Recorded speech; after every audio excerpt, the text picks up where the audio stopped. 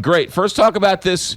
The overall trip idea was to sort of reintroduce Vietnam, and he comes bearing gifts, lifting a arms embargo. Talk about that for a moment.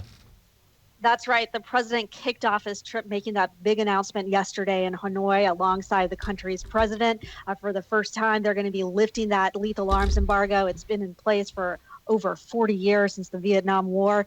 This is really meant to help Vietnam build up their defense system. The president claims it's not because of China's assertions and aggression in the South China Sea, but that is a big concern for the U.S. as China is making more assertions and staking a claim there in the area of the water near Vietnam. So, what has been what's been the reaction of the rank and file Vietnamese to President Obama coming to Vietnam?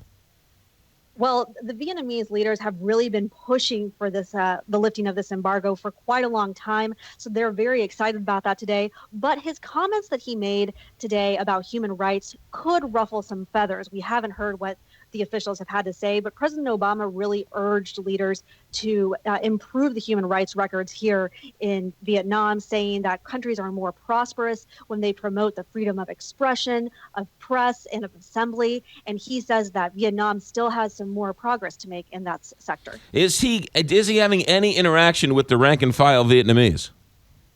So President Obama has met with a few Vietnamese people. So today he gave that speech to thousands of people in Hanoi.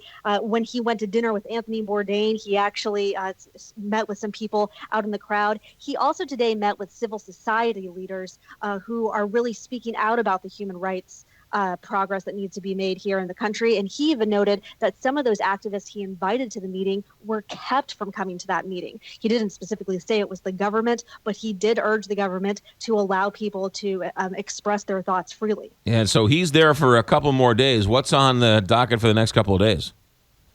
So President Obama is now in Ho Chi Minh City, and tomorrow he's going to meet with Southeast Asian leaders. And then he heads to Japan for the G7 summit. And the big hallmark moment of the trip will be on Friday when he goes to Hiroshima, becoming the first American president to visit that city, the site of the atomic bomb that was launched by the U.S. in World War II. A lot of people think Vietnam, and they conjures up images of the 1960s and the 1970s. You're there. Vietnam is a very different place, right? It's very much more westernized than it was from our memory. Exactly. I've been here in Ho Chi Minh City for about 4 days now. There's McDonald's, Pizza Huts on various corners. There are a lot of rundown buildings, but then behind those buildings, you see giant skyscrapers. Ho Chi Minh's actually the big commercial hub here in the country. It's home to 9 million people.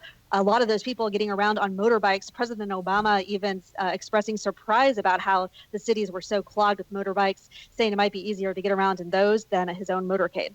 Arlette Saenz live in Vietnam with President Obama with ABC News. Thanks for checking in. Of course. You got it, 7:08 here, 7:09 here, Big 550 KTRS. Through the magic